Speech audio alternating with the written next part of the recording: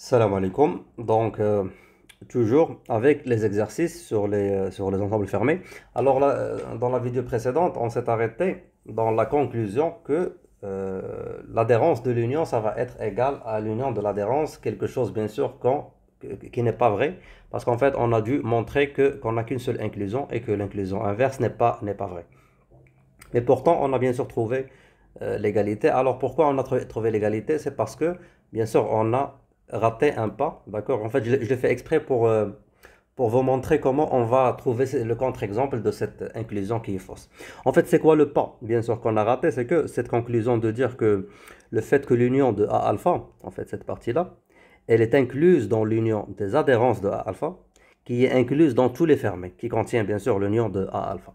Et donc, du coup, par définition de l'adhérence, cela veut dire que l'union de A alpha, l'union des adhérences, ça va être le plus petit fermé, parce que les adhérences tous, ils sont fermés. Donc, leur union, elle va être fermée, et ça va être le plus petit fermé contenant l'union de A alpha, ce qui fait, elle va être l'adhérence de union A alpha. Alors que ça, c'est pas vrai. Ouais, c'est vrai, les adhérences, ils sont fermés. C'est vrai, on a ces deux inclusions, mais c'est pas vrai que l'union des fermés, elle est fermée. Alors, l'union arbitraire des fermés n'est pas forcément fermée. On a plutôt l'union fine et des fermés qui est fermée. D'accord? Et bien sûr, sur les ouverts, on a plutôt l'union arbitraire des ouverts qui est ouverte. Donc, du coup, le fait que les ouverts et les fermés soient des compléments, le fait qu'un fermé est complément d'un ouvert et vice-versa, ça veut dire que avec le complément, ce qui est vrai pour l'intersection dans les fermés, ça va être vrai pour l'union sur les ouverts, et ce qui est vrai pour l'union dans les fermés, il va être vrai pour l'intersection sur les ouverts. Donc, il faut faire attention avec ce genre de choses. Ce qui fait, on peut pas bien sûr conclure qu'on a ça. Cette implication d'ailleurs n'est pas vraie. Donc du coup, on n'a pas l'égalité.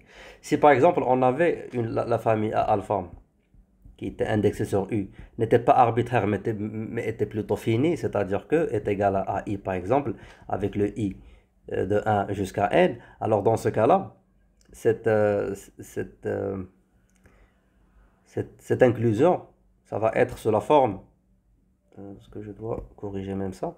Ça va être sous la forme l'union de AI, donc I jusqu'à N, qui est incluse dans l'union des adhérences de AI pour I de 1 jusqu'à N.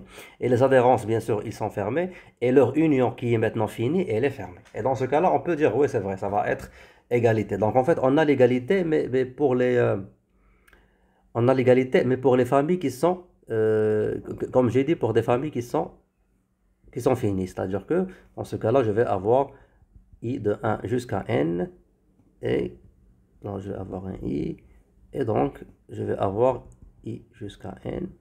Bien sûr, ça, I et on a I. Donc du coup, ça c'est vrai pour les familles qui sont finies. Mais généralement, l'égalité n'est pas vraie. Et donc du coup, ce truc-là, pourquoi en fait je l'ai fait exprès, comme j'ai dit, c'est pour trouver en fait pour nous aider à réfléchir au contre-exemple. Donc du coup, le fait d'avoir en fait le fait d'avoir ce résultat, on sait maintenant c'est quoi la source du problème, pourquoi on va pas avoir l'égalité, c'est quand on a une famille qui est arbitraire, c'est-à-dire une famille qui n'est pas finie. Elle peut être bien sûr dénombrable, comme il peut être infini non dénombrable. Et donc du coup, c'est dans ce cas-là où on va avoir un problème. Donc ça nous aide bien sûr à trouver le bon contre-exemple. Donc ce qu'on va faire, c'est qu'on va considérer des ensembles. Pour faire simple, c'est que je vais considérer des ensembles qui sont fermés pour qu'ils soient égaux à leur adhérence et de telle façon que je vais faire une union de ces ensembles qui va être infinie. Une union qui est infinie, donc, pardon, donc qui va pas bien sûr être, qui va pas bien sûr être fermée. Alors pour ceci, pour faire simple, bien sûr, on va considérer le x est égal à r. Donc r généralement, il contient les exemples les plus simples. Et pour aller encore plus loin dans la simplicité, on va considérer les fermés les plus simples. Donc, du coup, on va considérer les singletons. Donc, ce que je vais faire, c'est que je vais considérer les x qui sont entre 0 et 1. Et je vais prendre la famille. Ce sera quoi la famille? On va dire A alpha, alpha dans I dans ce cas-là. Ça va être ces singletons-là. Donc, du coup, les singletons avec le x entre 0 et 1. D'accord? Et donc, très bien. Donc, du coup, ce que je sais, c'est que déjà, le fait que les singletons, ils sont fermés, dans R, bien sûr, je considère R avec la topologie usuelle, la topologie métrique usuelle. Donc du coup, les singletons, bien sûr, ils sont fermés dans R, parce que le R est déjà, il est séparé. Ce qui fait leur adhérence, ça va être l'ensemble lui-même, donc du coup, ça sera le singleton. Donc ce que je vais faire, c'est que je vais faire l'union, on va dire de alpha I de A alpha, l'adhérence bien sûr de alpha. Dans ce cas-là, ça sera quoi? Ça sera l'union pour X entre 0 et 1 de l'adhérence du singleton, qui sera tout simplement le singleton lui-même, pour X entre 0 et 1. Et bien sûr, l'union de tous les points qui sont entre 0 et 1 strictement, ça va être finalement l'intervalle ouvert 0,1. Et comme vous remarquez, en fait, les adhérences, ils sont fermés. D'accord? Donc, l'adhérence, c'est fermé. Et d'ailleurs, c'était le singleton lui-même qui est fermé. Et donc, on voit bien que union infinie des fermés, ça nous a donné un ouvert, en fait. D'accord? C'est pas un fermé. Et donc, du coup, bien sûr, il est ouvert parce qu'il n'est pas fermé, parce qu'il ne contient pas, bien sûr, sa frontière, qui est le 0 et le 1. Et dans ce cas-là, on peut voir ça comme contre-exemple. Et donc, du coup, ce que je vais faire sur l'autre côté pour comparer les deux parties, je vais faire l'union de A alpha de l'adhérence de l'union, qui sera maintenant l'adhérence de l'union des singletons X entre 0 et 1. Et c'est quoi l'union, bien sûr, des singletons, comme on a dit? C'est l'intervalle ouvert 0,1. Et son adhérence, c'est quoi? C'est le 0,1 qui est fermé. Donc, on voit bien sûr, que ces deux, ils sont bien différents. Et bien sûr, le deuxième, il inclut le premier. D'ailleurs, c'est ce qu'on a montré. Mais par contre, la deuxième, l'inclusion dans l'autre sens n'est pas vraie. D'accord? Donc, en fait, c'est pour ça que j'ai fait cette semi-démonstration. Bien sûr que je savais qu'il y a... c'est quoi le souci? C'est juste pour montrer, bien sûr, que finalement, quand on a trouvé le souci, ça va nous aider, bien sûr, à penser au bon contre-exemple. Donc, et donc voilà. Et donc juste une remarque parce que parfois pour les gens bien sûr qui ne comprennent pas ce truc de alpha dans i, ils vont me dire que pourquoi alpha dans i il est devenu x dans 0,1. En fait, l'idée en fait, comme je dis toujours dans les vidéos, c'est que cet ensemble d'indices, le i, il généralise, comme j'ai dit, la famille. Donc comme j'ai dit, elle est arbitraire, c'est-à-dire qu'il peut être fini, infini ou bien infini qui est dénombrable. Et donc dans ce cas-là, des singletons entre 0 et 1. Si on veut garder la notation des indices, ce sera quoi? Ce sera tout simplement le alpha indexé sur le 0,1, tout simplement, sur l'intervalle 0,1. Bien sûr, le 0,1 n'est pas inclus parce qu'on ne doit pas inclure le singleton 0,1. D'accord? Donc, si on veut bien sûr garder cette notation, on va dire alpha qui est indexé. Et dans ce cas-là, on va dire le x alpha, un truc comme ça. D'accord? Et donc, du coup, ça revient au même. Donc, au lieu de faire l'indexation sur alpha, on va le faire sur x lui-même. Et d'ailleurs, c'est un exemple très simple dans lequel on peut facilement voir, ou bien avoir plutôt l'indexation correcte. D'accord? Donc, je vais garder le x, bien sûr. Donc, l'idée, c'est quoi? C'est que de construire, bien sûr, une famille qui est finie. Et comme on peut voir, puisque le i, dans ce cas-là, est égal à 0,1, on peut voir qu'il y a une infinité d'indices entre 0 et 1. Une infinité qui est, bien sûr, non dénombrable. Et donc, dans le sens que entre chaque indice et indice, il existe un indice. Entre chaque deux indices proches, il existe un indice. Donc, et donc voilà. Qu'est-ce qu'il y a d'autre? En fait, voilà. Donc, du coup, on a bien sûr fait le contre-exemple que on peut pas bien sûr avoir. Généralement, on peut pas avoir l'union des adhérences. Bien sûr, contient. Pardon. C'était quoi en fait le contre ce qu'on voulait montrer finalement? C'était quoi? C'était voilà qu'on ne peut pas avoir on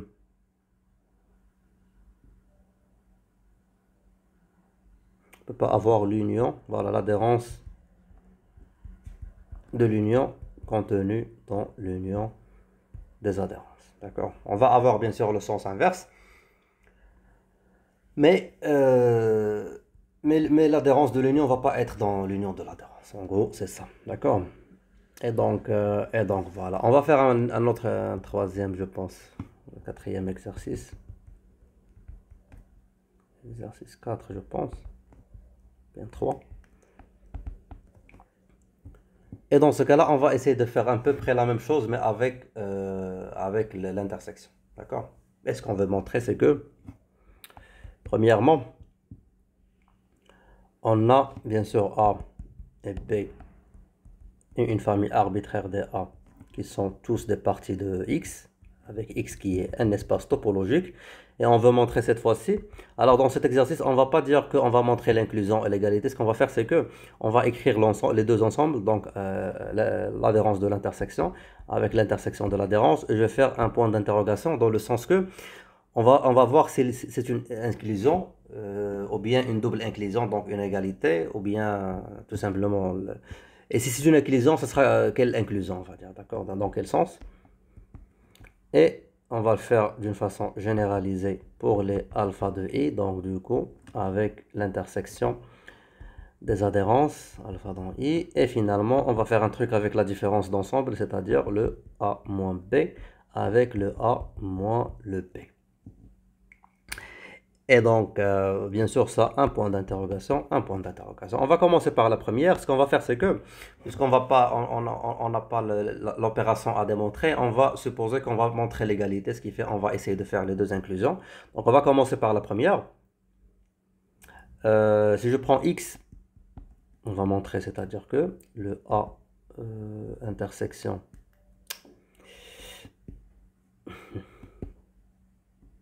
le a intersection B, elle est incluse dans A, B. Donc, du coup, on va essayer de vérifier ça. Donc, X qui appartient à l'adhérence de A inter B. Ceci veut dire, bien sûr, que n'importe quel voisinage de X, il va intersecter le A intersecte B. D'accord?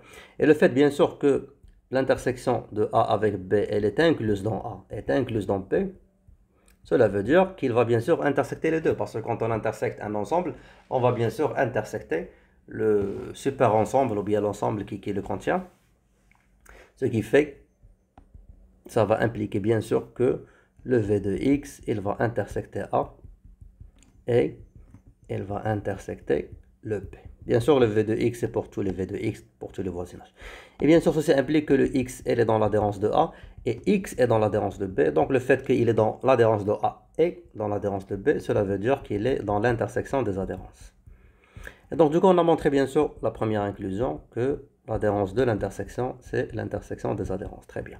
Maintenant, on va essayer de faire l'autre sens, c'est que on vérifie que est-ce que on a l'intersection des adhérences contenues dans l'adhérence de l'intersection. Alors pour ceci, si je prends un X qui fait partie de A inter B, bien sûr, leur adhérence, ceci implique que le X est dans A et le X est dans B.